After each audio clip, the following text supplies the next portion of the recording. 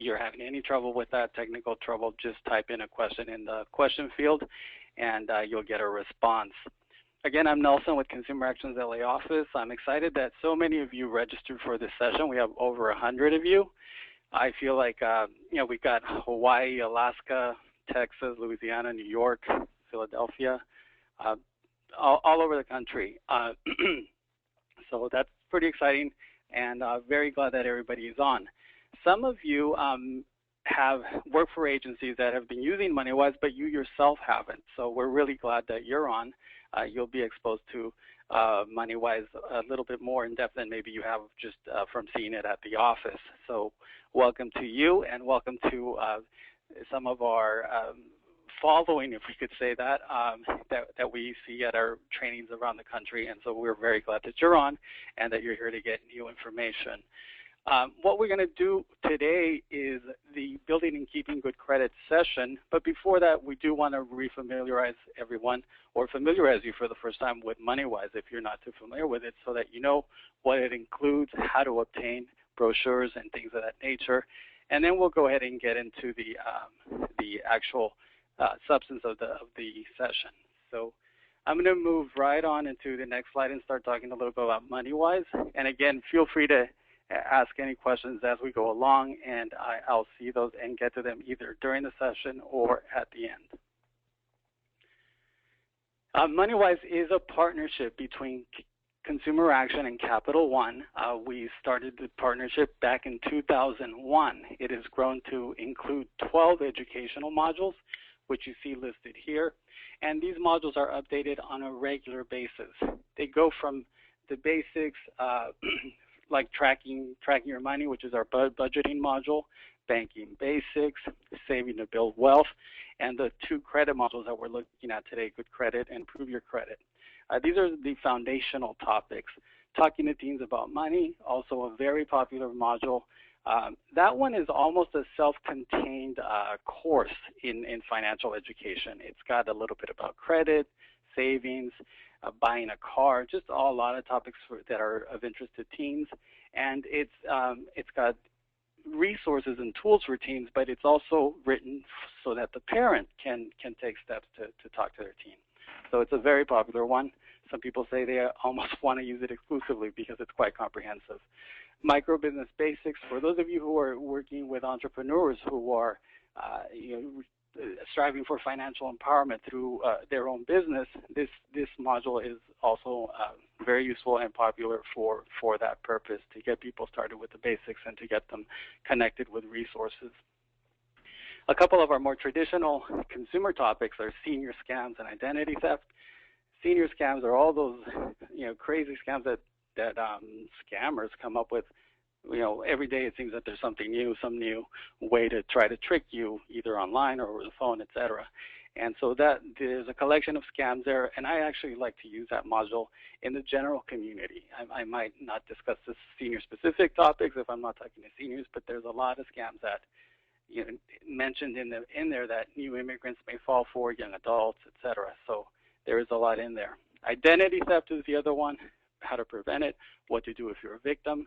There are two modules related to home ownership. You can buy a home, and which is preparing somebody to buy a home, and then keeping your home, which are steps for post-purchase to be a successful homeowner. And then also personal bankruptcy. This is not a topic that you normally see treated as comprehensively in a financial education curriculum. It's got it describes different types of bankruptcy and the resources to give people an understanding and to know where to go if they need help. It doesn't provide any kind of legal advice, but it does get to the key questions that people have about bankruptcy. Now, all the modules except personal bankruptcy and talking to teens have four components. Talking to teens and personal bankruptcy replace their brochure with a booklet that's a little bit more in depth, but the other modules have the following four components. They've got a brochure for clients, which is the one that is translated into 5 languages: English, Spanish, Chinese, Korean, and Vietnamese. And these are the ones that you can order. You can also download them, but I like to have them. I order them for the office here in LA so that I can have colorful brochures to take to my workshops. There's a leader's guide. This is a larger booklet. It's got a little bit more information.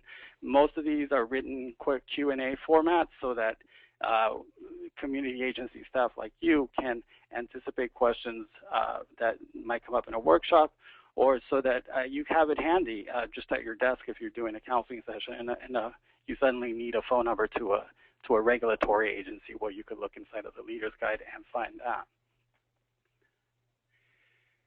There's also a lesson plan. All of the modules have a lesson plan. Here we're looking at the first page of the Building and Keeping Good Credit lesson plan. And so the lesson plan is just like what it sounds like. It's got an outline for presenting a workshop. It's got some suggested time of how much time to spend on various topics. It's got some activities to do in class, as well as take-home worksheets. Then there are also PowerPoint slides that are available for all of the modules. These you would download. You can get them right on our website, or also everyone who's on the phone now or on the webinar now will get a CD, so that you'll have everything in digital format, including the leader's guide, lesson plan, etc. You'll have them all on a CD, and so that'll be going to you. But you can always just jump online and download the slides. Also, 5 of the modules have been converted into, or not converted, because these are kind of standalone e-learning sessions that are based on 5 of the topics of the MoneyWi's curriculum. So it's the one on teens, the managing money, building good credit, rebuilding credit, and saving to build wealth.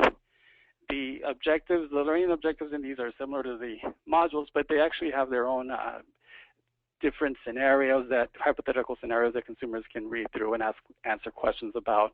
They've got different activities, different quizzes, tip sheets to print out. So they are different, and we've heard from people that if you already have clients that are normally in a computer lab for some purpose, that this can come in handy there. So since you're already, you can take advantage of that moment when they're in the office or in the computer lab.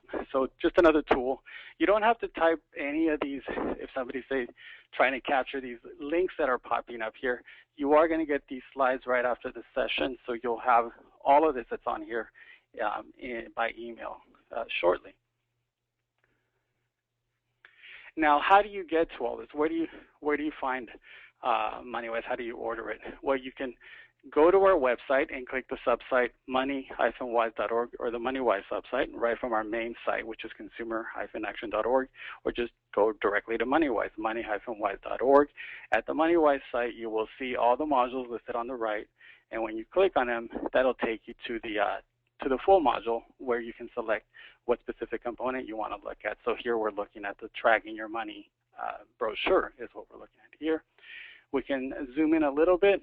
Here we're looking at the Senior Scams brochure, and you can see that right to the right of the brochure, all of the brochures will have this to the right, where you can download a file if you want, and print a black and white version, or on a color paper perhaps at your office. You can also order it. So one way to order is where you see right under Order Publication. You click there, and it will give you an opportunity to register. And then once you're registered, you can click there to order, and it becomes like your favorite shopping site, where you can start filling your cart with all your favorite topics. And then submit your order, and it's absolutely free, because all our materials are free, even shipping. You don't have to pay for shipping. You can also do the traditional way of ordering, and many of you may be familiar with it. Is simply print and fax the order form. You can see the image there. That image would open up as a PDF, and you can print that and fill out the order.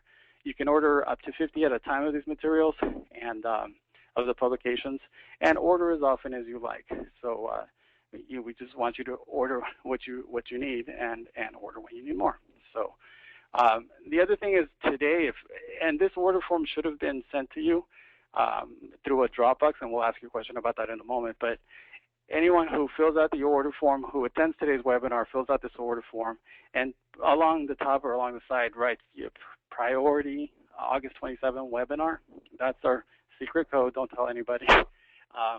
Priorities August 27 webinar. You'll get priority on this, and you can disregard I think it says 3 to 4 weeks for shipping. It'll probably be 3 to 4 days for you before we can fill that out. So it'll be a little quicker. If you forget anything about ordering, you can always just go to our website, click on publications, and you'll easily see a couple paragraphs there that say click here to find out how to order, and then you'll get the next screen that gives you all the order forms for various projects, including the MoneyWi series, which is highlighted right there in that image to the right. So again, just go to the website, click publications, and you will quickly find out how to order. I think we do, at this point, I wanted to ask, before we move into the substance, we do have a couple of administrative questions we wanted to ask you about the MoneyWi CDs and other CDs that you might use as learning tools or training tools, and about the Dropbox that was sent to you to download materials. So Audrey's going to administer just a couple of questions if you could help us out by answering those. Thank you.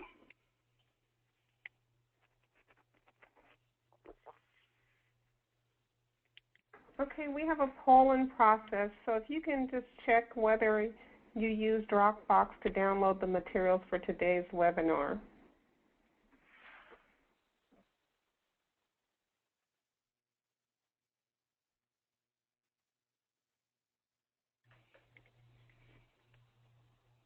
Okay, we're going to go ahead and close the poll.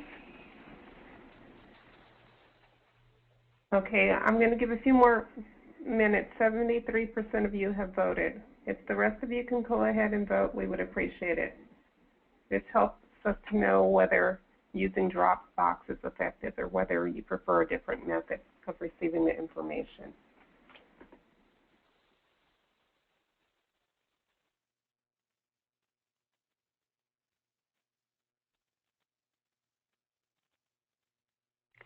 Okay, I'm going to go ahead and close the poll, and I'm going to share the results with you. 56% of you did use Dropbox, and 44% did not. We have one more poll that we want to ask you with regards to the MoneyWi CDs. And the question is, do you use CDs, including the MoneyWi CD, as training tools? If you can go ahead and vote on that particular poll, we would appreciate it.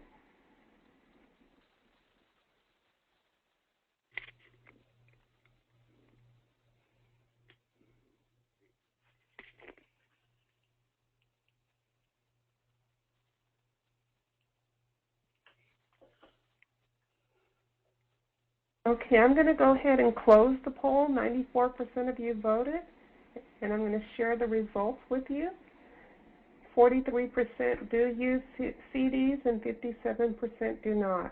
I'm going to go ahead and turn it back over to Nelson. Thank you, Audrey. Welcome back, everyone. If you do have any questions on ordering, again, feel free to type them into your question field, and we will get those addressed.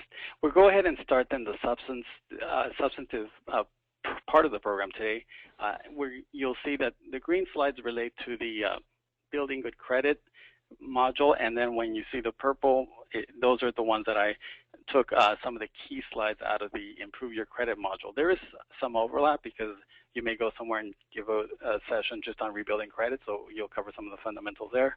And this other session may have a little bit on rebuilding tips. But so I've pulled together the ones that we want to cover today.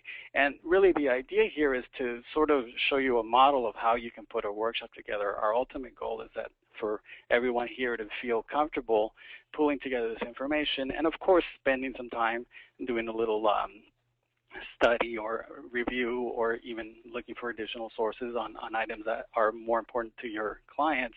And the idea being that this can serve as a model for you to put on a workshop. And so if you choose that you want to take a few slides from different modules, like I'm doing here, I'm using 2 modules, you can do that as well. Maybe you want to do identity theft and rebuilding credit, for example. That's certainly something that you might want to do.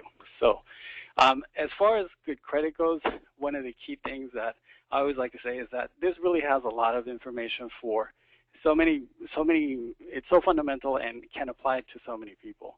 Whether you're maybe working with families who are in transitional housing and are going to be looking for their own place. They're going to want to learn about credit. Maybe you work with entrepreneurs. We mentioned microbusiness earlier. Entrepreneurs sometimes are looking into, how am I going to get my first business loan? Well, their personal credit is going to matter. And so I've had a lot of interest or a lot of success with those workshops with entrepreneurs. Also young adults who are coming maybe out of foster care, this would be relevant to them as well. So let's look at some of the substance. We'll walk through it a little bit. Some of it may be a little bit fun, a little bit basic, but the idea here is to show you how it is working, or how it is laid out. Some of you did not go to Dropbox, but there are two resources that I may refer to, just handouts. One is Resources for Good Credit. I'll mention this a couple of times, and then Key Basic Steps to Help Improve Personal Finances. These are the handouts that I photocopy and I take with me when I put on a workshop, so that I can then direct somebody. If somebody has a problem with say a legal issue, I say, look at number one. Not number one. I forget which number it is. I'm sorry. I'll point to number 5 on this list and say, that helps you find a local free legal services agency, and you can go from there. So I take these handouts with me rather than taking, say, 20 different handouts. I put them all together. So the module starts talking about what is credit, and we define credit here as basically by describing what you can do with credit. You're going to borrow money, or you're going to obtain goods with little money at the time of purchase. One key point that that makes this credit is that we are going to pay this back over time, and it is not going to be free, right? It costs us money. And I like to point out a couple examples early on when I do this workshop about how this can become very costly in some cases if credit is not managed well. I have an example here of a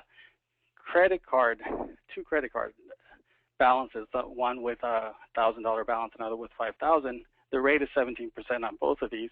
If somebody's paying back just the minimum, where they're paying back 1% of the balance plus any of the interest and fees, that person is going to take quite a bit of time to pay off that loan or that credit card charge. Big screen TV, $1,000. I'm going to pay the minimum. It's going to take me almost 10 years or more than 9 years and $1,800 to pay off by paying the minimum. The other example here for $5,000, and I usually say, what if you bought a home and you spent all your money on buying a home and now you want to furnish it? So you're going to go charge some furniture or maybe buy some things to do some repairs to the bathroom or something. Well, if you just pay the minimum, it'll be 22 years later when you're finally done paying that. You may not even own the home. You might already have paid off the mortgage if you were paying early, and it could end up at $11,000. And I give these examples early on because, almost always there's someone in the room who says, this is why I don't like credit. This is why I think that I just want to pay everything with cash. I don't want to owe anybody money, and that's certainly a respectable idea, right? That I don't want to owe money. I want to spend the money that I have. But can we go through life these days without taking steps to build credit? And so usually I will take some responses from the group, and they'll tell me some reasons why we might need credit. And the next slide lists several reasons. Buying a home, and I usually tell what would happen if somebody doesn't take steps to build credit and goes to buy a home. What's going to happen? They may not be able to get a loan, or if they haven't established strong credit, they're going to pay much more for that home. And the example that I like to show, this is from myfico.com, and you can see they cite Informer Research Services. It's a savings calculator that they have on their site. And they show here what would happen if somebody has a very good credit and gets a $300,000 loan. Good credit at 760 to 850, they're going to get a 3.7 APR and pay almost $1,400 mortgage payment. Somebody with not very good credit, but really not super bad, but just not good at all, sort of at the lower. It's not yet subprime, as they say, but 620. They're going to get a 5.3 and pay $1,677. So that's $284 more per month because they haven't taken steps to, or don't have the best credit. That's going to translate to $102,000, $102,240 over 30 years. So, why should you have to pay $100,000 more for this house just because maybe you didn't know that you should have built credit or taken steps to build good credit, maybe even put up a home purchase for a few months while you rebuilt your credit. So those are some examples, and you can use the calculator there and come up with your own examples. I'm going to back up a little bit. The other item listed here is getting jobs. A lot of employers do check credit. And what are the reasons that employers give us or that we hear? If somebody's going to handle money at work, they want to know that you can handle your personal finances, or maybe they want to know that that what your character is like. Some employers think that just by knowing how you handle credit will let them know what kind of character you have or what your character is like. And then the unfortunate explanation is that if you owe too much money, if you're in default, maybe you'll want to steal from the company, or you'll be bribed, or easily bribed, susceptible to bribes. So that's the other issue, the other explanation that comes up. And so even though there's somebody could argue that if I have bad credit, I'm going to work extra hard so that I can improve things, but it turns out to be the opposite. Now, across the country, there's been discussion. Some states have started to limit how employers can use credit, so that if you're just looking for a job to shelve books at the library, what does your credit have to do with that? And so we are starting to see laws around the country. Some of the states that California, for example, has passed something. I believe Colorado, Connecticut, Hawaii, Illinois. You can check with your AG, but some states have passed laws to limit this, but and the problem is that there's exceptions to those. So in California, for example, yes, there's a law to limit this, but if you're going to apply for a position as a manager, then they can check your credit. If you're going to apply for a position in law enforcement, they'll check your credit. If your position has access to bank or credit card numbers, social security numbers, or date of birth, and it's more than just for routine credit applications, then they can check your credit. Well, so what I usually say at my workshops is that you don't want to fall under those exceptions. You want to be able to apply for any of these jobs that I just listed. You don't want credit to keep you from that. So even when the laws are being passed, it's still an issue. And we do track this, and you probably have gotten emails from us about legislation we've seen come up around this. So we'll keep you posted on that. We need credit for phone service. If we're talking about a landline, it may mean that if we don't have good credit, we'll have to come up with a deposit. If it's wireless, maybe we won't be able to have postpaid credit. Getting an apartment. When we get an apartment, we're not asking to borrow any money, but what happens? The landlord wants to know, are you responsible in making payments? They don't have a very high score. So again, it's important here. Financing a car. This is another area that the score can make a real difference. A local dealership in the LA area is very upfront about what they charge depending on your score in terms of interest rates, and they show us this. I usually have people guess at what the highest APR might be, what the lowest might be, and so in this example here, the highest credit score gets a 4.95, and the lowest credit score gets 18.95. And on our hotline, we've heard people be end up buying cars with even more interest rate, close to 30 or even around 30. So that I think this is a good example to get people to realize that yes, it is important. Spreading out payments over time, we say here, is another reason you might want to use credit. I usually like to mention a couple of rules of thumb here. If you're going to spread out payments over time, you want to make sure that or you want to think about, is this something that's going to increase in value, like with a home? Yeah, it makes sense then. Is the item still going to be useful when I'm done paying it off? If I'm going to go into debt for the smartest cell phone and it's hundreds and hundreds of dollars, and I'm going to, within 2 years, I don't want it anymore, or I've lost it or something, and I'm still paying for it for years and years, then no, that's not an item that's still going to be around after I'm done paying. Will it save me money? The example we have here is washer and dryer. Maybe you're spending a lot at the laundromat, but if you do the math, it makes more sense to buy that washer and dryer. Something that you were going to buy in just a couple of months, but is on half off now. Maybe it makes sense there. And then of course there are situations where we need to make the payment no matter what, such as car repair, so we can get to work. But so we don't always want to spread out payments over time. Just there's some rules of thumb. Qualifying for insurance. Insurers do check our credit, and based on our credit score, they've found some correlation that people who don't have the best scores actually file more claims.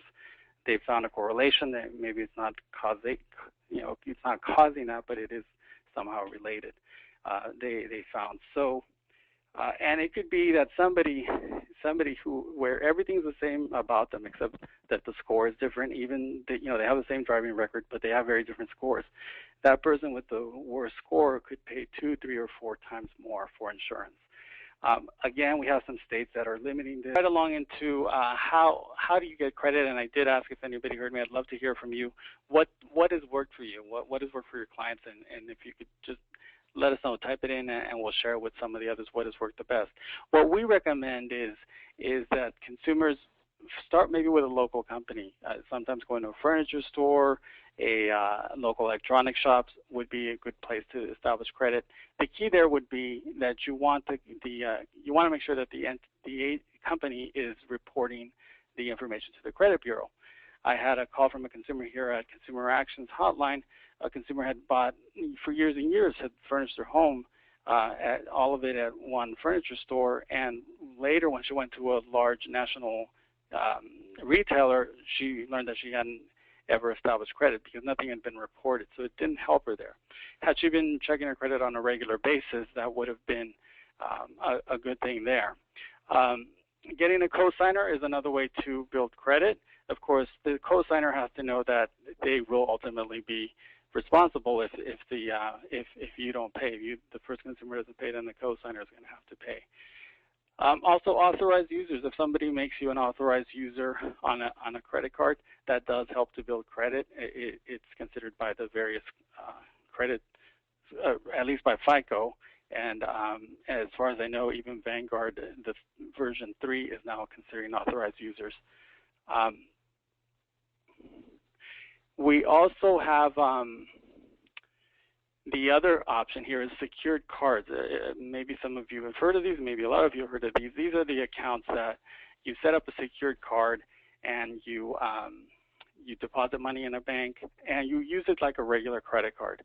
That money in the bank is going to be there for the bank to use if you don't pay your account. But if you handle it well, over a year even, you may be graduated to a regular card, and then the money that you have there in the account can be released to you, or you can put it in some other place.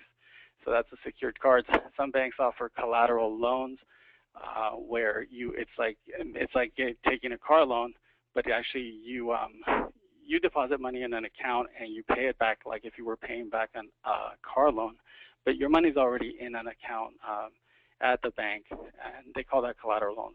As long as that's reported to the credit bureaus, that's another way to establish credit. So moving right along.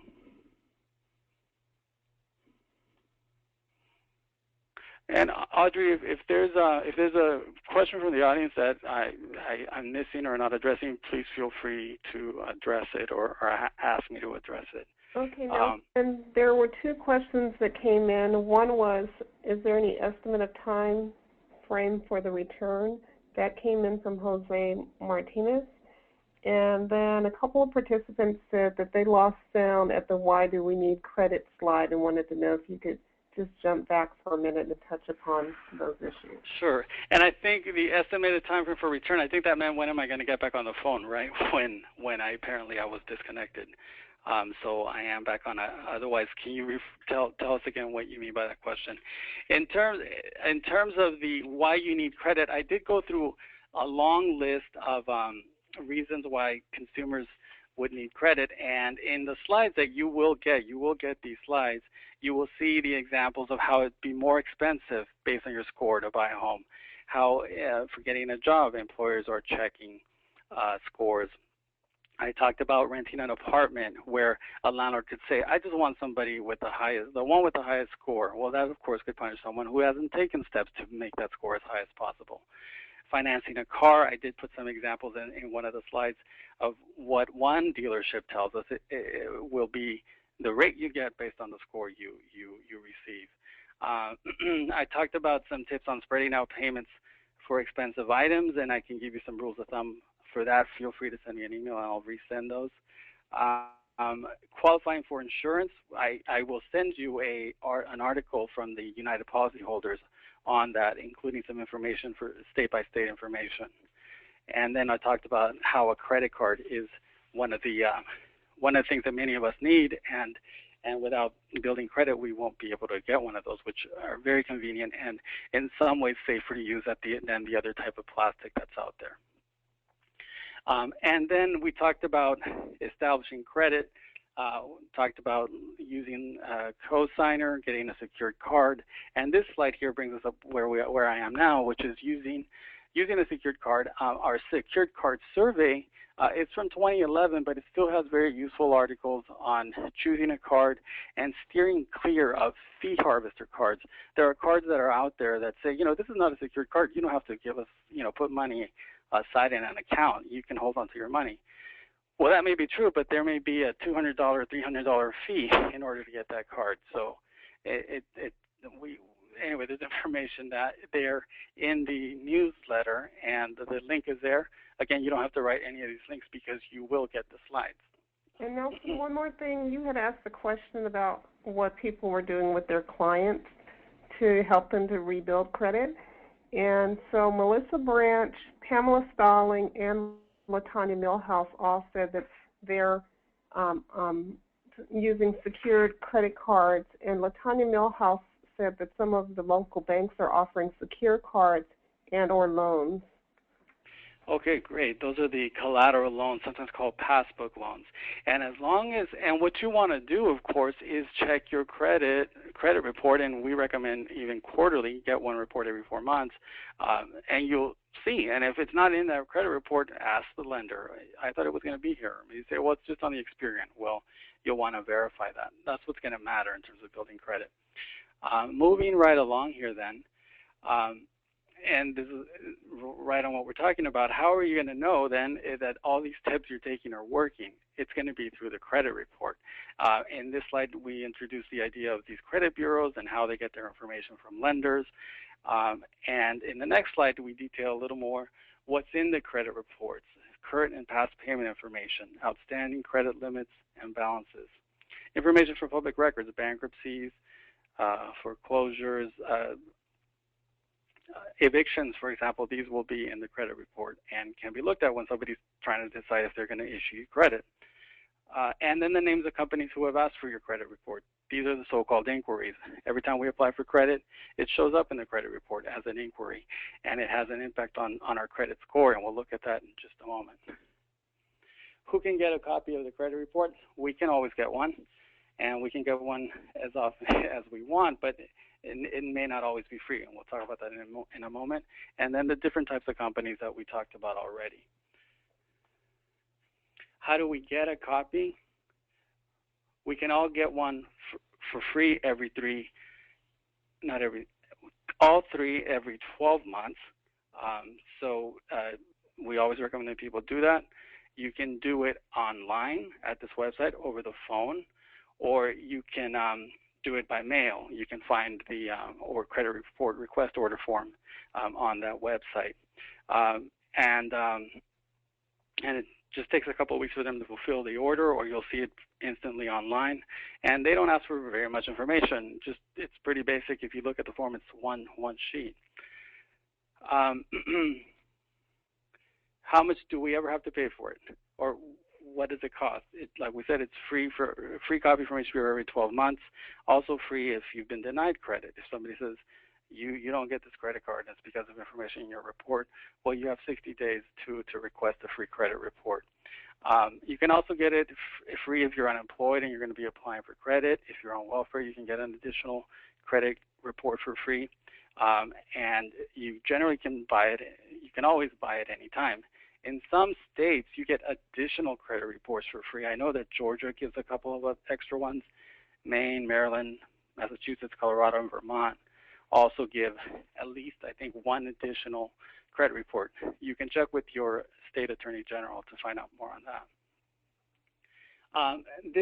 In this slide, I'm just letting you know that there in the lesson plan, there are 3 sample credit reports, and I always spend a little bit of time going through at least one of them, and I have people, you know, as I say, look for XYZ company. Did this consumer ever get an account from them? How was that account handled? And so they can look for whether it was paid late, etc. Do they have a retail card? Who's been looking at it? What are the inquiries? So what do the inquiries tell us? So it's just an opportunity to get people used to what's in the report, and it's not that easy to read necessarily. So we spend a little bit of time, and then I always ask my trick question, which is, what's this consumer score? And people will look through the report and say, there's no score here, or they're looking for it. It's a trick question, sorry. The credit score doesn't come with the credit report. Unless you actually purchase it from the Bureau along with your credit report, it's not ordinarily going to be there. It's not going to be there. The credit reports are sold by the credit scores by credit scoring companies. FICO is the most well-known one. And FICO doesn't give us every detail about how they come up with the score, but essentially they are looking at information in the credit report and give a different weight to decide what your score is going to be. And that score ranges from 300 to 850. And some of the information that FICO gives us is this. They say that 35% of your credit score is calculated based on your payment history. Do you pay on time? Do you pay late, etc. The other one is amount owed. 30% is amount owed. And this is, maybe people have heard the utilization ratio. So they're looking at, are you maxing out your cards is one of the things they're looking at here. If you have a $10,000 credit line and you are up to the max, that's not going to impact your score very well. You want to keep that under even 10% if possible. Certainly under 50, under 30 is great, but 10 would be ideal. It's what FICO tells us. Length of credit history. How long have you had credit? So if you established credit a long time ago, then that's going to weigh positively. So sometimes it's not a good idea to close your accounts, especially if you're going to apply for credit anytime soon. If you're not going to be applying for credit very soon, then go ahead and close credit that you don't need. New credit refers to, this is 10% of the factor weighs 10% onto the score. This is, are you applying for lots of different types of credit? Do you have so many inquiries that it looks like you're going to be maxed out? And so one of the recommendations is always to try to do your rate shopping. If you're comparing rates at different dealerships, try to do it all within, say, a 30-day period, even a 2-week period. But even according to some of the information on the FICO site, even as much as 45 days. If it's all, say an auto loan, it will be treated as one inquiry, even though it may be different auto dealerships that have checked your credit. Finally, types of credit used. They look at the mix of credit. That's 10%. Do you have just credit cards, or are there also installment loans, different types of loans? So they look at that, and that weighs 10%. I did want to mention, and we actually got a question about it earlier. People are talking about the new FICO 9 score. It's gotten some coverage just this month. It was announced earlier in the month that FICO has recalibrated its score, and they are now, this is what they're going to bypass paid collection accounts. Paid collection accounts are not going to count anymore, and medical collections are going to be weighed differently. They're not going to be as negative as they were in the past, since they say they're doing this so that the score will be more reflective of the real risk, because the idea is that if it's just medical debt that somebody has, that doesn't necessarily mean that they're not responsible in terms of paying, but that certain issues came up, or a variety of things that medical debt doesn't necessarily show that the consumer is not as responsible. So what they've told us, what FICO says, is that if for consumers whose only major negative references are medical collections, that they would see an increase of 25 points. And we looked at that savings calculator earlier. 25 points in those examples we were looking at related to mortgages. 25 points could mean $100 a month on one of those mortgages. So that of course could be thousands over years. And again, so the more important thing is if you want your FICO score, for example, you have to buy it you have to buy it, each of them separately. So it'd be $20 from each bureau through FICO. If you don't want to spend that money, what you'd want to do is just check your report on a regular basis and just know that everything is accurate, et cetera. That's the more important thing than actually buying the score. I mean, unless you need it because you really want to know what it is and you're about to apply for some kind of credit, you may not have to buy it. So, and there more and more we're starting to see credit card companies, for example, that are offering their FICO scores to the customers. So hopefully we will continue seeing that, and we'll see more free scores. Nelson, I received a comment from Jose Martinez. He said in Delaware, a person can visit Stand By Me Financial Coach and receive a tri-merge credit report and scores for free. So just wanted to give you that information. Great, that's wonderful. And yeah, definitely you want to find out locally what's available. But on a national level, we're not seeing the FICO score, which is the one that's used by most lenders. We don't see that widely available for free. But it's like I said, things seem to be going, or we're starting to see free availability through some credit card companies. There's another question from Anna Young. She wants to know, do utility companies report negatively if bills are paid late? If bills are paid late? Well, currently, yeah. I mean, unfortunately, utility companies don't usually report how well we're doing when we make our payments, but negative information will be reported to the bureaus. As we're understanding now, going forward, as lenders start to adopt the FICO 9, the FICO 9 score model, then those paid collection accounts are going to be bypassed. They're not going to be in the score. They're still going to be in the report, but they're not going to be in the score. And by the way, it could be years, by the way, before FICO 9 is adopted. There's and I can send you a couple of articles. Just this weekend, the LA Times, the Washington Post, they ran the same article saying how, for example, mortgage lenders, they're still using FICO 8, which is 6 years old. So they're not even using FICO 8, which is 6-year-old FICO 8. They're not even using yet. So that they're behind a couple of score models. So it could be a while. It may be sooner with non-mortgage, but again, just because that there's a new FICO calibration, it doesn't mean that everyone's going to adopt it right away. So yeah, negative information does still show up on a credit report and could be impacting the score negatively. There are some profiles in the Good Credit lesson, just different fictional scenarios where you can take the information we just talked about and look at whether a consumer might get a loan. In one scenario here, this consumer is considering an auto loan. She wants to buy a car for her daughter, and your participants get to discuss various scenarios and decide how good is their credit and should they get this loan. A couple of slides. I don't have that much actually on building good credit, so we'll be able to finish shortly on time, hopefully. These are from the Rebuilding Credit module, and the point that I'm trying to make here, that we're trying to make here, is that hopefully people are checking their credit and will realize or know what their credit is and not realize for the first time when they're turned down, right? That's not where they want to be. Other consumers, and the module here spends quite a bit of time on collection agencies, because it is one of the problems that people with credit problems have, and that's dealing with collection agencies. These are the ones that the debt either gets referred to them for collection, or collection agencies will buy the debt.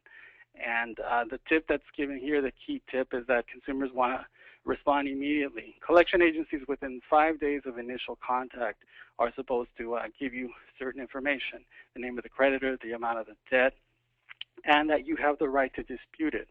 They have to give you that within 5 days, and you actually, if you do want to dispute it, if you need information, more information about it, you want to do that within 30 days of that notice, so that that will stop the collection efforts, and they will take their time to try to verify that, and you don't have to be hounded by them while they're verifying that.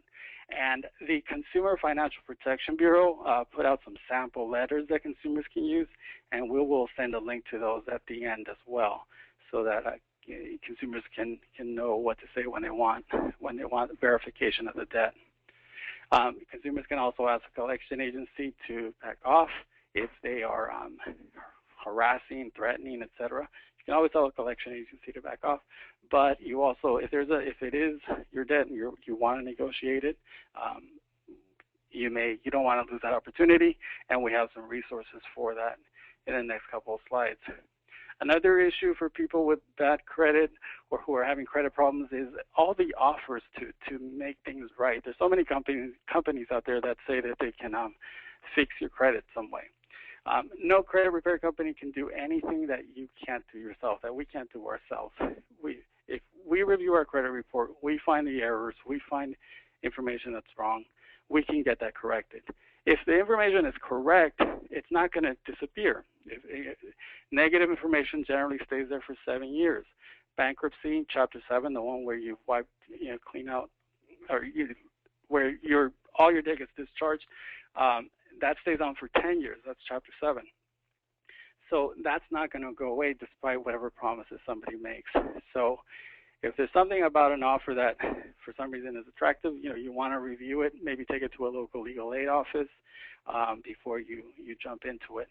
Another resource that I want to mention is in that resource sheet that I mentioned earlier, the resources for good credit.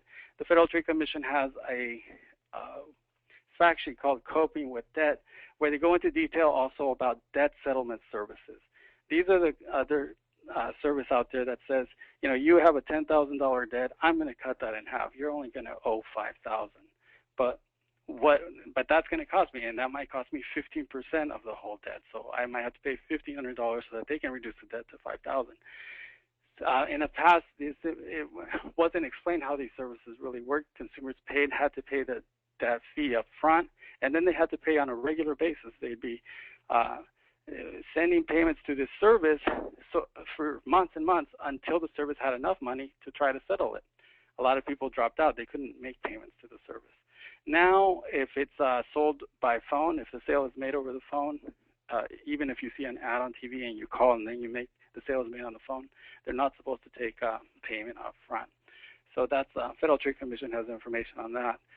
If it's sold not over the phone, if the sale is made in person, they come to your house after you call them, well then the old rules apply, and so the consumer's on its own. But the idea here is that you don't. Again, these companies may not be able to do anything that you can't do yourself. In the lesson plan for rebuilding credit, there is an activity, a little worksheet that has a couple of questions for your participants. So these are just some examples. These are ads in a newspaper. You see an ad that says, even bad credit, no problem. You can get a loan, things like that.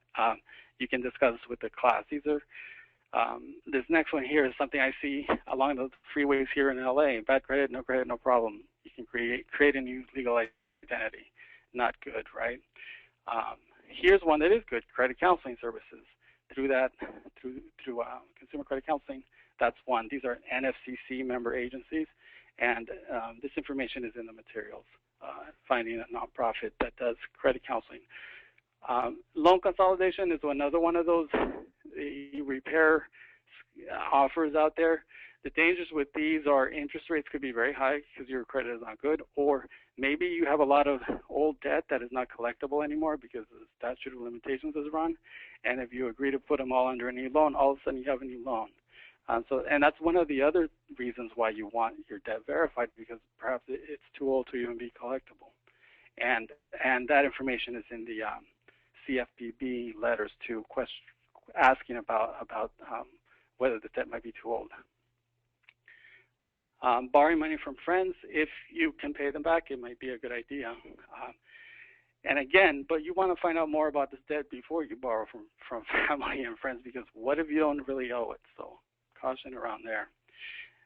Some resources here, or more information on the credit counseling services. They're debt management programs that help negotiate with creditors to get paid back that debt, and it takes steps to rebuild credit. Of course, they also offer budgeting and money management, and we have information here on how to get in touch with them. One key is that it does take a long time to rebuild credit. Everyone's going to be in a different place. Some people may have debt that they still have to negotiate and pay back. Others may be a little bit better off. So there's no one answer. If somebody's just starting to build credit, FICO has said in various news articles that I've seen, one credit card that you use in the past 6 months, is enough to have a score and a decent score. So you don't have to have 10 credit cards. You can have just as good a credit score with 10 cards or with 2 cards. So, it can take a few months, and in some cases it could take years if people have to take, maybe do debt management payments for a while through a credit counseling agency. But the steps that consumers want to take is, if they do have existing accounts, pay them on time. For rebuilding, it's similar to what we said about building, applying for credit at a local store, a credit union, etc. The cosigner and the secured card, the things that we mentioned before. Ongoing, you want to order copies of your credit report on a regular basis. Spread this out. You can order one every 4 months. If you haven't, we always say, if you haven't checked credit at all, you can check them all at once. Get all 3, and then after that, spread them out, one every 4 months. Pay bills on time, and only apply for the credit that you need. Even FICO says this in several places, like you do not need 20 cards.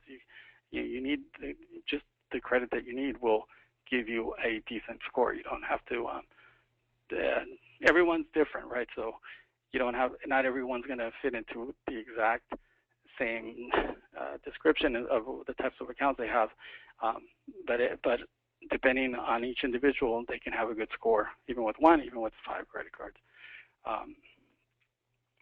There is another activity I wanted to see if you all take just a moment. I'm showing you a couple of questions from an activity that we have. If you could type in the answer to this. The official site for obtaining a free credit report is what? Type in the letter that you think responds to this. Type in an answer, and Audrey's just going to give me an idea what kinds of answers we're getting. And then I'll show you the activity that this is from. The official site for obtaining a free credit report is what? Fill in the blank with one of the letters. And so take a couple seconds, and then I'm going to show you one more, and then I'll describe the activity. I'll go to the next one. The next question is, consumers who get a secured card should never agree to pay what? Nelson, the majority of the people answered P, but a couple of people answered I for the first one. Okay, let's back up.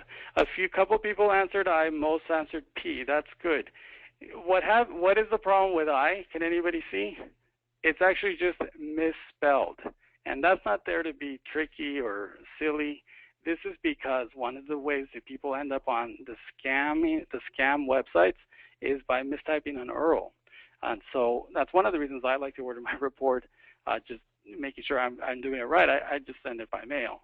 But it is one of the issues that comes up, just ending up at the wrong website. It just sounds like what you thought it was, or it's spelled like what you thought it was, but it's not. So that was the point of that. And then the other question, we'll take another second. Consumers who get a secured card should never agree to pay what? Which letter? What should they not agree to pay? I'm going to get a secured card. What should I not agree to pay? One person answered B, one person answered U. We have a couple more people answer B. Okay, and so annual fees are actually relatively common with credit cards, with secured cards. So that you may end up doing if the rest of the terms are good. But there are some free ones, and you can take a look at our credit survey, secured credit card survey. The one you absolutely don't want to pay really is the application fee. That's where a lot of times we run into those outfits that are charging hundreds of dollars for an application fee. So you don't want to pay just to apply. So where is this from? This is actually just a very simple, there's another one here, but we're not going to do this one. There's a very simple fact sheet or activity here. You see it on the right. It's just a fill in the blank, kind of like what we used to do in grade school. What I do, and maybe some of you have seen this if you've been at one of the live workshops, I take this and blow it up into poster size, just using my our regular copier here, and then I tape it together, and I have a poster, usually 2 sheets of that large paper, and I let people work on it in groups as an activity.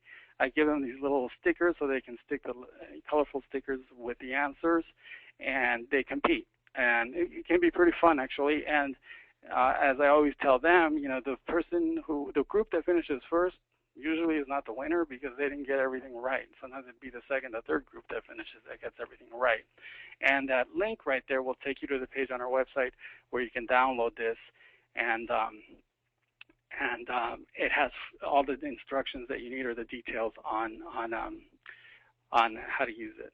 So that's one of the activities that we created. And then just a takeaway, in terms of the module itself, take steps to build credit, use credit wisely, review credit reports regularly, like we've been saying, and if you need help when you're improving credit, you want it from a trustworthy source and avoid credit repair scams.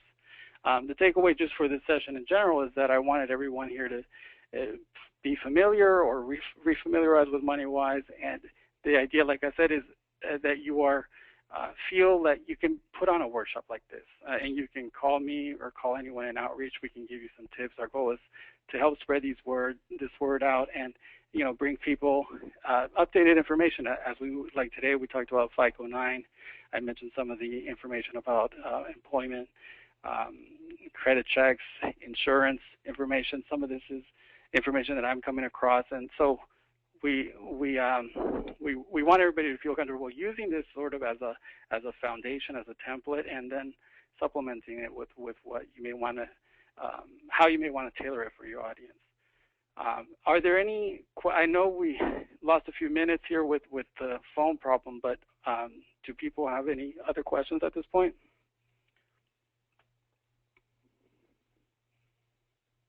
Audrey, are there any other questions? There was one question about where to get the information and if there were answers to the activity questions. So I sent everyone the link to the 12 tips for good credit. Yes, and the answers are definitely in the download. When they download it, you'll have the answers. And were there any others that I missed? One other question that I got, I'll just mention. Go ahead. There was another question from Ernie Parrish. He wanted to know, is VantageScore being used more than before? And then I'll give you another question after you answer that one. I mean, I don't have the exact answer to that. I understand it is sort of still marketing itself, and I've read some of their marketing materials about, the biggest lenders here or the certain entities or people in the industry are using us, but I don't know that where they are compared to FICO. FICO, as far as any of us know, is still the dominant score producer in terms of use by lenders. So they're businesses and they're competing with each other, but right now, as far as we know, FICO is still that's the score that most lenders are seeing. Okay, there's another question that came in from Judith Reyna. She wanted to know, can a collection be resold to another collection company? Can a collection be what? I'm sorry. Resold to another collection. Yes, collection accounts can be resold by a collection agency to another one, and then to another one, and to another one. Every time they get sold, they get sold for less and less money, and so if it's a valid debt and somebody's going to decide to pay that debt, they could probably be able to negotiate to pay very little because they've paid so little for it. We'll send an additional link from nolo.com. It's a self-help legal publisher. They have some tips on negotiating with debt collectors. And in the resource sheet, I also list their book, Money Troubles, with more tips on negotiating with those collection agencies and creditors. Okay, a couple more questions came in. One from Jose Martinez. He wants to know, when does the 7-year start to have debt removed? So the 7 years starts 180 days after delinquency. After you've never got caught up again, like this is delinquent, it's 180 days after that, 6 months after that, that the creditor will charge it off, and that's when it starts counting. Okay, another question from Annie Young. She wants to know, after pulling the credit report, where's the best place to begin to work at repairing the credit? Where's the best place for what? Where is the best place to start repairing credit after you pull the credit report? Well, you're going to look for all the errors, and start with the forms that you get in terms of correcting things that may be wrong, may be outdated, may be duplicate. You want to go through that process there. If a credit bureau is not correcting things that don't need to be there or shouldn't be there, you can complain to the Consumer Financial Protection Bureau. They are looking at those complaints now. And if it's an issue of I've got some debt and it might be too old, too old to collect, maybe it might not old enough to be taken off the report, but too old to collect. They can't sue me anymore. So maybe going to a local legal services agency and finding out, certainly if they're taking efforts to collect it, how to ensure that the consumer is not dealing with it anymore if it's not collectible anymore. And item number 5 in my key basic step handout has links for people to find their local legal services agency around the country. One more question from LaTanya Millhouse. She wants to know, do you recommend that the client pays to have their credit monitored through a service? Generally we have said most people don't need that. Those services are extremely expensive. It's hundreds a year, at least a couple hundred, if not more.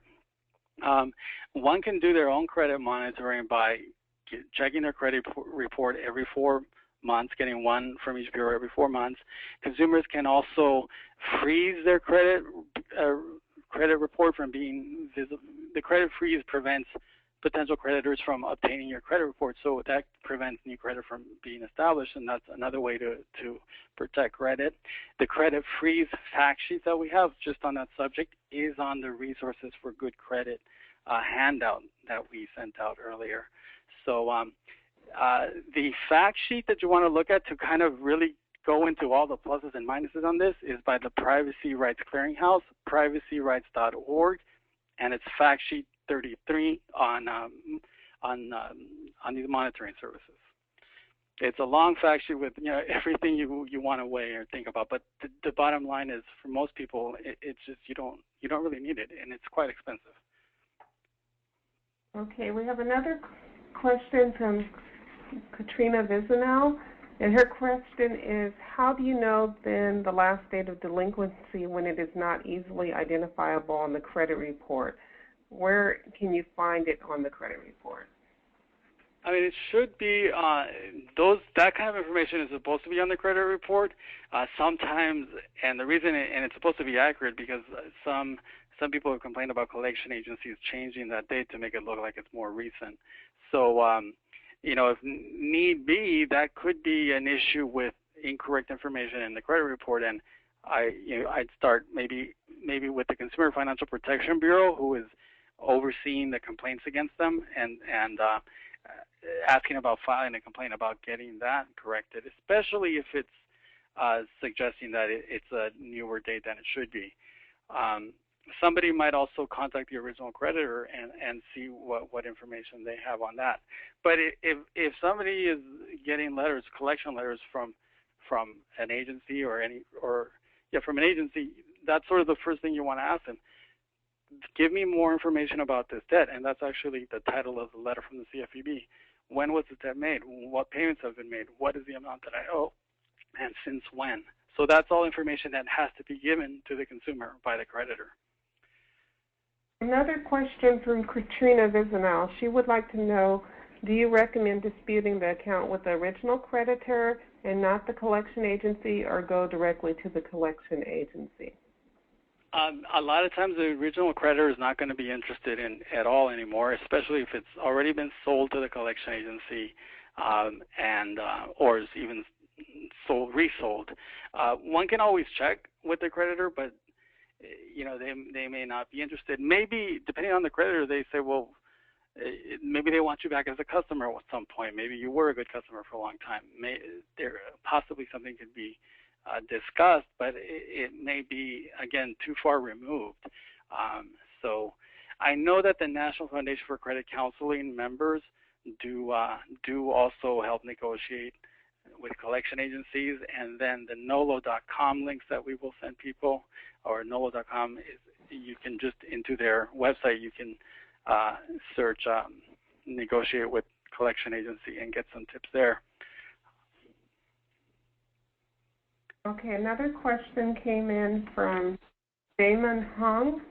He wanted to know, when does the credit report start utilizing FICO 9 scoring system? When does who? When did they start utilizing the so FICO that was score? just announced, and all they've said so far is it's going to be available this fall. So if you're a lender, you have to look at, do I want to basically invest in this new system? The idea, they're selling it to lenders as this is, you'll want this because now you'll know that you don't have to reject somebody who the only problem they had was really some medical debt, and that shouldn't weigh as much anymore. So you'll want this because we now differentiate that, and as a creditor, this will be you'll get more accounts this way because now we'll separate them out and you can get them. We can separate them out for you this way.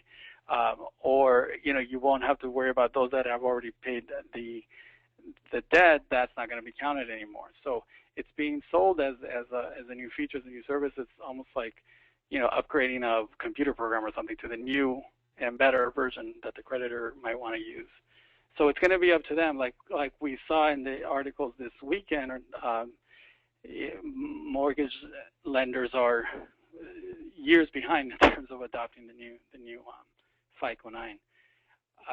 I suppose we could always ask a credit, if we ask a creditor, what score are you going to use, or what system are you using? Certainly, when we apply for a mortgage loan, they are supposed to give us the actual score that they look at, and so we'll know then what they're looking at. Two more questions have come in. One from Ernie Parrish. He wants to know if 30-day delinquencies are put on the credit report, or do they wait until it's 60 days delinquent before it goes on the credit report? As far as I know, at 30 days, that's usually when you'll start seeing them. I certainly, as a lender, could wait longer, but 30 days does potentially get reported. Particular creditors may be different. Usually, I used to worry when I was young, I'm 5 days late, my credit is ruined. And I was happy to know that didn't happen a couple times. Okay, a question from Katrina Visinal. She wants to know, does the original creditor have to keep information for a certain period of time? Are they legally bound to keep the data for validation purposes? Are they legally bound to hold on to the debt? Oh, so that they can, if somebody needs... I'm not sure about that, actually. Maybe we can look into that, but I don't know. If they don't keep it, it potentially could be a good thing for the consumer. If they can't prove that you owe this, then maybe you don't owe it. I mean, we've heard of some of the media coverage about lawsuits against consumers where there's no proof that anything was owed. So. And that's one of the things that also has been mentioned. If a collection agency sues you, you do want to show up in court because they may not have anything to prove it. And if you don't show up in court, you lose by default. But if you show up, then you may be able to defend yourself. Of course, you would seek legal advice and find out how to go there prepared and see, if there's a way out of it. But, it may be again, it ultimately might even be a good thing if they cannot prove that you owe the money. If I find something on that, sometimes it's hard to find like a very specific answer that way. I don't think I've seen anything, but if I do, I will have it forwarded. Is there anything else? There are no more questions at this time. Let me show you a quick little last slide. There are a couple of events coming up. Oh, well, this is our contact information. You'll get this slide. The other thing you'll see is a couple of events coming up. I think the invitation to the September 26th webinar went out today, and then there's a couple of events we're going to do in person in Jersey City and Richmond. And so if you're on this webinar today, you'll be invited to that.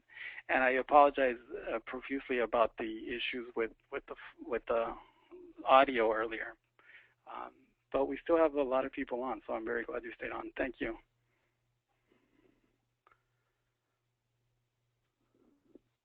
Thank you, everyone. We're going to go ahead and conclude the webinar for today. Please send me your information, your correct mailing address and contact information at outreach@consumer-action.org. I will also put that out there for you so that you can receive the MoneyWi CD. The slides will be available in Dropbox, as will any other additional handouts that Nelson may have for you. Thank you for joining. Have a great day.